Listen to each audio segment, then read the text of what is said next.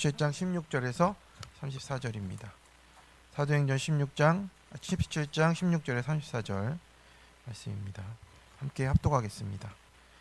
바울이 아덴에서 그들을 기다리다가 그 성에 우상이 가득한 것을 보고 마음에 격분하여 회당에서는 유대인과 경건한 사람들과 또 장터에서는 날마다 만나는 사람들과 변론하니 어떤 에피쿠로스와 스토아 철학자들도 바울과 쟁론할세 어떤 사람은 이르되 이 말쟁이가 무슨 말을 하고자 하느냐 하고 어떤 사람은 이르되 이방 신들을 전하는 사람인가 보다 하니 이는 바울이 예수와 부활을 전하기 때문이라라. 그를 붙들어 아레오바고로 가며 말하기를 내가 말하는 이 새로운 가르침이 무엇인지 우리가 알 수 있겠느냐. 내가 어떤 이상한 것을 우리 귀에 들려주니 그 무슨 뜻인지 알고자 하노라 하니 모든 아덴 사람과 거기서 나그네 된 외국인들이 가장 새로운 것을 말하고 듣는 것 외에는 달리 시간을 쓰지 않음이더라. 바울이 아레오바고 가운데 서서 말하되 아덴 사람들아 너희를 보니 범사에 종교심이 많도다. 내가 두루다니며 너희가 위하는 것들을 보다가 알지 못하는 신에게라고 새긴 단도 보았으니 그런즉 너희가 알지 못하고 위하는 그것을 내가 너희에게 알게 하리라.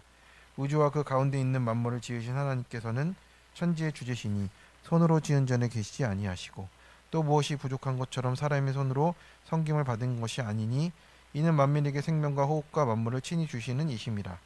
인류의 모든 족속을 한 혈통으로 만드사 온 땅에 살게 하시고 그들의 연대를 정하시며 거주의 경계를 한정하셨으니 이는 사람으로 혹 하나님을 더듬어 찾아 발견하게 하려 하심이로되 그는 우리 각 사람에게서 멀리 계시지 아니하도다. 우리가 그를 힘입어 살며 기동하며 존재하느니라. 너희 시인 중 어떤 사람들의 말과 같이 우리가 그의 소생이라 하니 이와 같이 하나님의 소생이 되었은즉 하나님을 금이나 은이나 돌에다 사람의 기술과 고안으로 새긴 것들과 같이 여길 것이 아니니라. 알지 못하던 시대에는 하나님이 간과하셨거니와 이제는 어디든지 사람에게 다 명하사 회개하라 하셨으니 이는 정하신 사람으로 하여금 천하를 공의로 심판할 날을 작정하시고 이에 그를 죽은 자 가운데서 다시 살리신 것으로 모든 사람에게 믿을 만한 증거를 주셨음이니라 하니라. 그들이 죽은 자의 부활을 듣고 어떤 사람은 조롱도 하고 어떤 사람은 이 일에 대하여 내 말을 다시 듣겠다 하니 이에 바울이 그들 가운데서 떠나매 몇 사람이 그를 가까이하여 믿으니 그 중에는 아레오바고 관리 디오누시오와 다말이라 하는 여자와 또 다른 사람들도 있었더라. 아멘.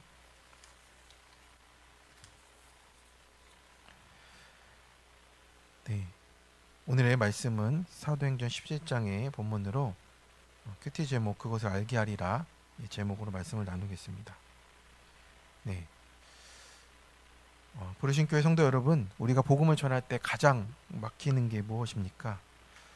하나님을 모르는 사람들을 만날 때예요. 이렇게 만나서 얘기해보면 답답할 때가 있습니다. 어떻게 저렇게 똑똑한데 복음을 모를까 하게 되는 거죠.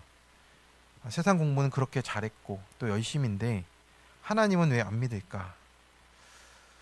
사람들이 하나님을 몰라서라기보다는 자기가 알고 있는 것에 가득 차 있기 때문에 그렇습니다. 내가 뭔가를 알고 있기 때문이라고 해요.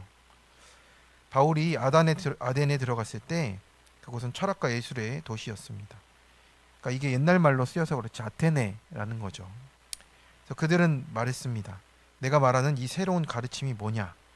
그들의 귀에는 복음이 새로운 사상으로 들렸던 거죠. 그들은 논리적이었고 사상적으로도 정교했습니다.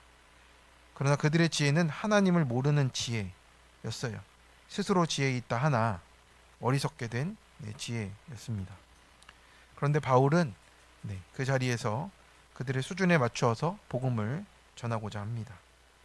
그래서 복음은 지식을 더하는 게 아니고 생명으로 바꾸는 겁니다.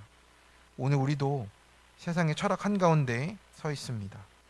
오늘 성령을 통해서 정말 알아야 할 것을 온전히 알고 내 모습을 비추며 함께 띵크해보고자 합니다. 우상 때문에 성령의 격분이 나타납니다.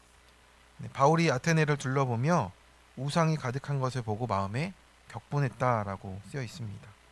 가득한 게 어느 정도이냐면 테노펜이라는 역사가가 아테네 온 도시 전부가 곳곳에 우상을 섬기는 하나의 제단이라고 할 정도였어요. 그러니까 아테네 자체가 제단이라고 할 정도니 이 우상이 정말 가득한 곳일 수밖에 없었습니다. 그러니 바울은 이제 충격을 받을 수밖에 없었죠. 진짜 신들이 아니잖아요. 여기서 격분했다의 헬라어는 파록시노인데 이 분노는 하나님의 거룩한 질투를 뜻하는 겁니다. 그러니까 이 단어는 하나님께만 쓰였던 단어예요. 즉 사랑하기 때문에 속이 끓는 그 분노를 이야기하는 겁니다. 내 자식이 잘못된 길로 갈 때 나오는 그 분노가 있잖아요. 정말 그 뜨거워서 어쩔 줄 모르는, 근데 그 자식이 그것을 못 알아들을 때 나타나는 그 격분이라고 하는 겁니다. 바울은 우상을 보고 분노했는데 사람을 향해 한 것이 아니고 하나님이 가려진 현실에 대해서 내통하고 통곡하는 그 장면입니다.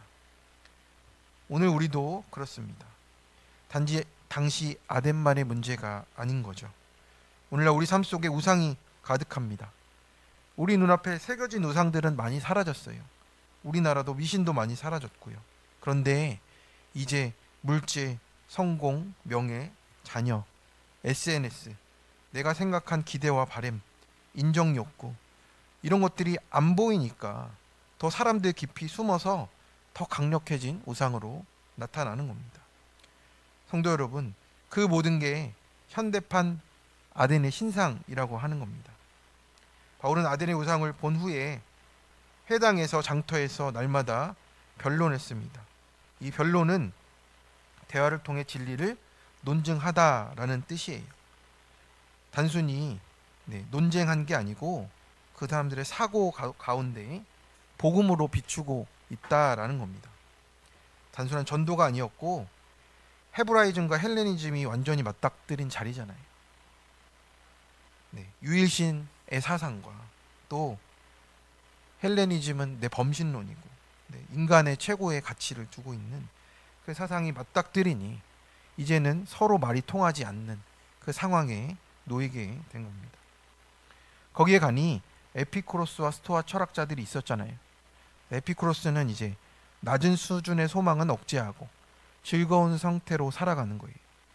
요즘에도 잘 말하는 말인데 소확행이랑 똑같은 말이에요. 소소한 것에 그냥 확실한 행복을 내가 누리며 살아가겠다. 이런 것에 방해하지 말라라는 거고요.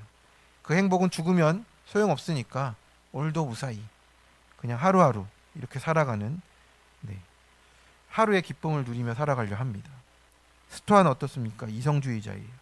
금욕주의, 경건주의, 이성이 최고의 판단이고 자연 질서를 받아들이고 마음의 평화에 도달해서 운명적으로 주어진 일을 그냥 능동적으로 하며 살아가라. 적극적 사고 방식이에요. 그러니까 이 두 가지는요. 지금의 우리의 삶에도 그냥 계속 돌아가고 있는 우리 인간의 철학입니다. 적당히 이 두 가지가 섞여서 살아가고 있잖아요. 결국 이 이성의 끝은 또 이 철학들의 끝은 결국에는 끝까지 가면 자살이 아니면 또 쾌락의 끝은 자기 욕구와 음란만 남습니다. 그러니까 이 안에서 그냥 우리는 이것이 답이겠거니 저것이 답이겠거니 하며 살아가는 그냥 인간의 한계 속에서 살아가는 겁니다. 하나님 없는 인간의 한계잖아요. 그럼에도 이들은 끝없이 지식을 추구합니다. 거기에 답이 있을 거라 생각하는 거예요. 하지만 그렇지 않다는 것을 우리가 알고 있습니다. 말씀에 죽어지고 순종하는 것 외에는 구원이 없는 거예요. 우리도 세상 앞에, 성공 앞에, 내가 만든 우상 앞에 무릎 꿇고 있지 않습니까? 내 가족, 자녀들의 우상, 이 앞에서 이것도 필요하지 저것도 필요하지가 아니라 성령의 격분으로 우리가 분별하는, 또 성령의 알리심으로 또 알려야 한다라는 겁니다. 우리에게 날마다 전쟁이 있어요. 싸우고 싸우다 보니까 싸울 상대가 넌 줄 알았는데 와이프이고 자식이고 남편이고 또 사장이고 이런 사람들인 줄 알았는데 나와 내 생각이 죽어져야 할 대상임을 깨닫고 하나님을 거스르는 원수임을 깨닫고 날마다 주어진 말씀 앞에 상고하고 부인하고 죽어져야만 부활의 승리를 경험할 수 있게 된다라는 겁니다. 어제 말씀에서도 그랬잖아요. 경건한 귀 부인은 그 말씀이 들렸는데 또 유대인들은 그게 또 들려지지 않습니다. 고난이 있는 경건한 귀 부인은 들려졌는데 유대인들은 들려지지가 않아요. 그래서 이것을 우리가 날마다 상고하면서 내 모습 보면서 붙들고 가야 한다라는 겁니다. 성령의 격분이 없으면 우상을 보고도 문제로 여겨지지 못해요. 결국 우상과 타협하는 인생이 됩니다. 그래서 오늘 우리 안에도 이 거룩한 격분이 또 우상이 보이는데 아무렇지 않다면 성령의 불이 꺼진 것인 줄 생각하고 돌아봐야 합니다. 적용 질문입니다. 내 안에 있는 아덴의 우상은 무엇입니까? 성공, 물질, 명예, 내 기준, 바램, 인정, 신화 등입니다. 그 우상의 성령의 격분이 되십니까? 옆에 두며 타협이 되십니까? 나는 말씀을 알고자만 합니까? 듣고 하나라도 순종하려 합니까? 두 번째입니다. 수준을 맞추어 전합니다. 아레오바고는 당시 최고의 철학자들이 모이는 자리였습니다. 바울은 아레오바고에 서서 이렇게 말합니다.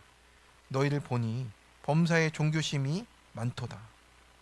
이것은 비꼬는 말은 아니었어요. 그들의 종교심을 하나님을 알게 하는 문으로 사용했습니다. 직역하면 신에 대해 매우 조심스러운 사람들이란 뜻이에요.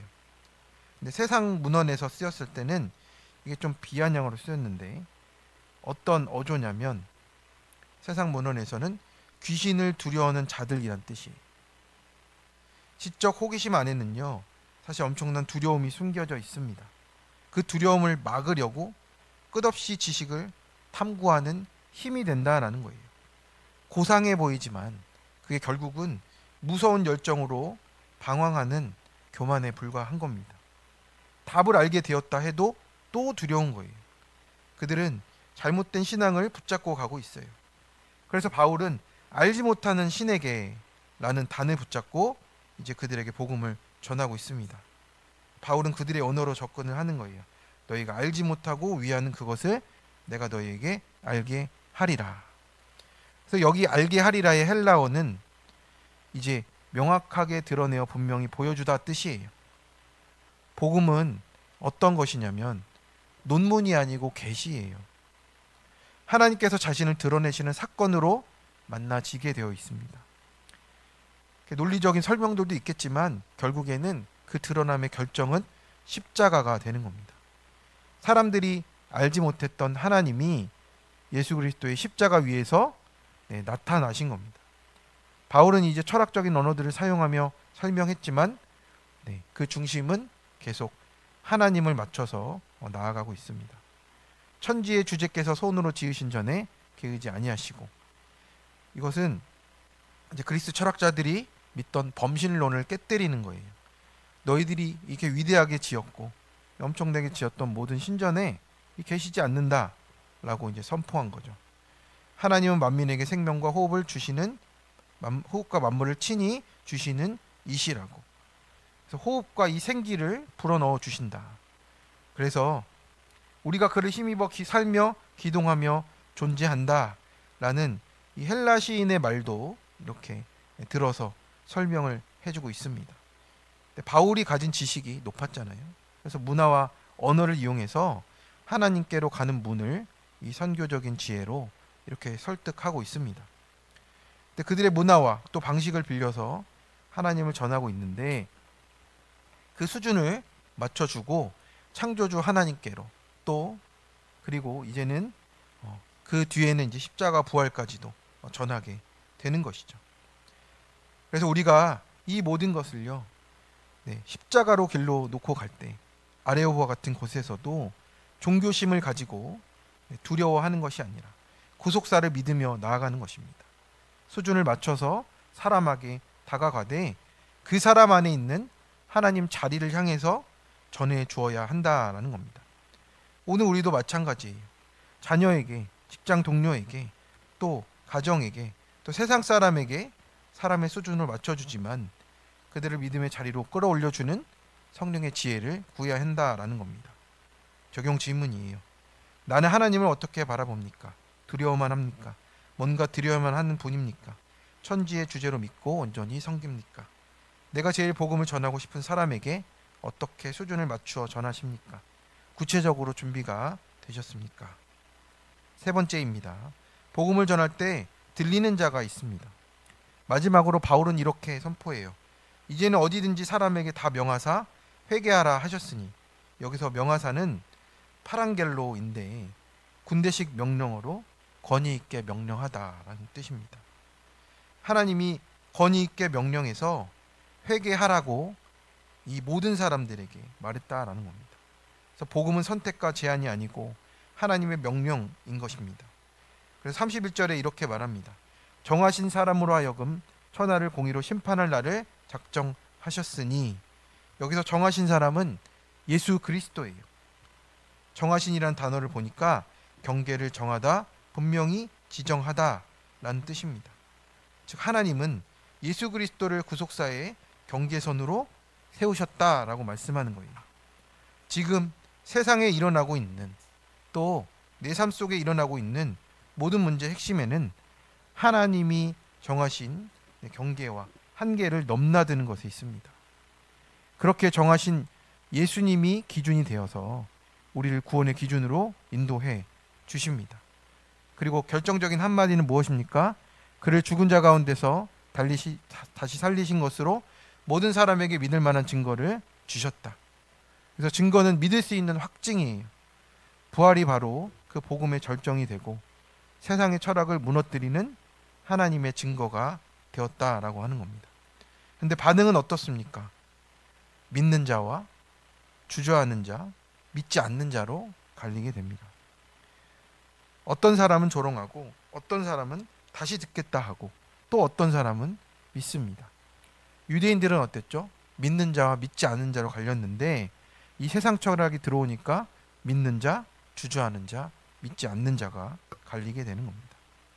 그 중에서 디오누시오와 다마리라가 있었어요. 이건 단지 몇 명의 개종이 된 게 아니고 세상 철학의 심장부에서 하나님 나라의 첫 씨앗이 심겨지게 되었다라고 하는 겁니다. 베드로처럼 3,000명, 5,000명이 믿진 않았습니다. 그런데 그 가운데 들려진 사람에게 그 이방의 그 철학의 심장부에서 하나님의 그 복음이 들려지는 사람이 있다라고 말씀하시는 거예요. 그래서 복음을 전할 때 사람은 나뉘어지게 돼 있고요. 그러나 그 나뉨 속에서 하나님의 구원은 일어납니다. 오늘도 마찬가지예요. 요즘 교회가 세상 앞에 복음을 전하면 비웃음이 돌아옵니다. 그러나 그 속에서도 아주 적어 보이지만 디오누시오와 다마리라 같은 말씀 들리는 영혼은 나타납니다. 그래서 그 한 영혼이 복음의 통로가 되는 것입니다. 바울은 조롱받았지만 그 한 영혼 때문에 복음을 전했습니다. 우리 사명은 결과가 아니라 순종에 있습니다. 성도 여러분, 오늘 우리가 우상의 메인 나와 사람들을 보며 격분으로, 성령의 격분으로 복음을 붙잡기 원합니다. 사람의 수준에 맞추어 복음을 전하며 말씀 들리는 그 한 사람을 찾아 섬기는 성도님들 되시길 축원합니다. 작년 큐티 간증이에요. 가난한 환경에서 자란 저는 부와 명예를 최고의 가치로 삼았습니다. 그래서 직장에 들어가니 여기가 바로 내 꿈을 이뤄줄 아덴이구나 생각했습니다. 그래서 저는 부단히 노력해서 리더의 자리에 올라 돈을 모았고 그 자리를 지키고자 고군분투하면서 돈을 모아도 내 미래를 보장하기엔 턱없이 부족한 것 같아 늘 불안했습니다. 어떻게 하면 재산을 더 늘릴 수 있을지 새로운 방법을 찾고 끊임없이 연구했습니다. 교회를 다녀도 하나님은 단지 저의 바람을 이뤄주는 존재, 그 이상 그 이하도 아니었습니다. 이런 저의 세상 가치관에 격분하신 하나님은 직장에서 직위 해제되는 사건을 허락하셨습니다. 그리고 큐티하는 공동체로 인도하셔서 제가 알지 못하는 예수와 부활을 가르쳐 주셨습니다. 어느 주일날 저는 창조사역이라는 설교 말씀을 듣게 됐습니다. 성자 하나님이 이 땅의 관계와 질서, 시간과 공간 속에 들어오심으로 하나님의 숨겨진 뜻이 나타났습니다. 여전히 혼돈과 공허와 흑암이 있고 관계와 질서에 순종하기 어렵지만 성령 하나님이 효과적인 힘으로 나를 도와주십니다. 이 말씀을 듣고 저는 회사의 결정에 불복하려던 계획을 내려놨습니다. 제게 허락하신 혈통과 정하신 연대에 한정하신 거주의 경계를 지키며 질서에 순종하기로 했습니다. 그러자 일생 알고 싶던 하나님을 더듬어 찾아 발견하고 저의 죄를 회개하게 됐습니다. 지금은 예전에 저처럼 아덴의 가치관으로 사는 분들에게 내 죄 때문에 죽으시고 부활하신 예수님을 증거하고 있습니다. 그의 소생으로 줄 힘입어 살게 하신 하나님 감사드립니다. 소그룹 주체들이 주께서 허락하신 혈통과 경계 안에서 인내할 수 있도록 권면하고 기도하겠습니다. 아덴의 가치관을 가진 지인에게 제 간증을 전하며 예수님을 전하겠습니다. 적용 질문입니다. 오늘 나에게도 회개하라의 말씀이 명령으로 들려 매일 돌이킵니까? 나의 거주와 한계를 정하신 예수님이 내 기준이 되고 있습니까? 내 죄 때문에 회개하고 살아나는 것이 죽은 자가 살아나는 성령의 알리심으로 쓰여집니까? 그것을 내 주변의 한 사람에게 전하고 있습니까? 네, 기도하겠습니다. 주님, 오늘 말씀을 통해 우상으로 가득한 아덴을 보던 바울의 마음을 통해 성령께서 격분하신 사건을 보게 하십니다. 우리의 삶도 다르지 않습니다. 보이는 새겨진 우상은 사라졌지만 물질과 성공, 인정과 또 우리의 기대와 바람이 우리의 우상이 되어서 여전히 우리 안에 자리 잡고 있습니다. 그런데도 아무렇지 않게 살아온 우리를 용서하여 주옵소서. 성령의 거룩한 격분을 다시 회복하게 하여 주시고 복음을 전할 때 수준에 맞추어 지식이 아니라 예수의 이름과 부활의 능력으로 우리의 삶을 증언하게 하여 주옵소서. 세상은 철학과 논리로 가득하지만 주님 오늘도 말씀하십니다. 너희가 알지 못하는 것을 내가 알게 하리라. 조롱 속에서도 외로움 속에서도 그 한 영혼이 돌아오는 것이면 충분하기에 결과보다 순종을 기뻐하는 믿음으로 서게 하여 주옵소서. 오늘 하루도 우리가 있는 자리마다 복음이 달리는 아레오버가 되게 하시고 우리의 말과 삶을 통해 하나님을 나타나게 하여 주옵소서. 오늘 이 모든 말씀 우리 주 예수 그리스도의 이름으로 기도드립니다. 아멘.